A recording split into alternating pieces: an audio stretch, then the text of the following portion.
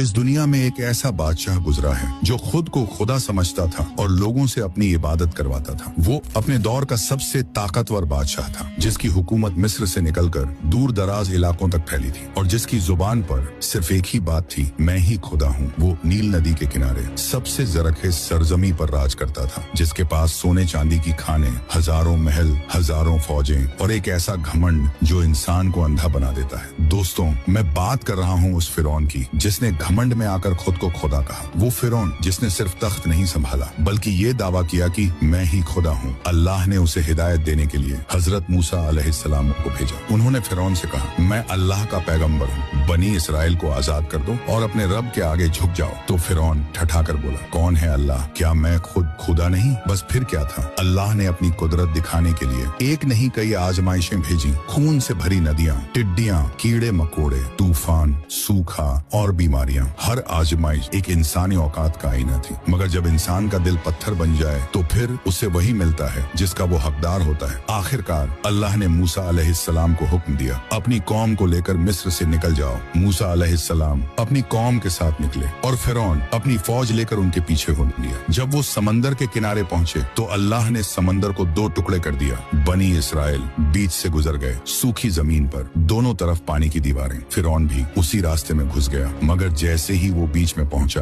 समंदर फिर से मिल गया। फिरौन ने आखिरी सांस में कहा, अब मैं ईमान लाता हूँ। मगर जवाब आया, अब जब तू पहले नाफरमानी करता रहा। अल्लाह ने उसका जिस्म समंदर से बाहर फेंक दिया ताकि आने वाली नस्लें सबक ले सके। न तख्त बचा न ताज, बस एक नाम जो आज भी इबरत का निशान है। क्योंकि मेरे भाइयों, घमंड एक ऐसा जहर है जो रूह को मारता है, इंसान को मिट्टी से उठाकर आसमान तक ले जाता है और फिर वहीं से ऐसा गिराता है कि नाम तक मिटा देता है। इसलिए अल्लाह से डरो, क्योंकि वही है जो इज्जत देता है और वही है जो गिरा देता है। बेशक अल्लाह हर चीज पर कादिर है।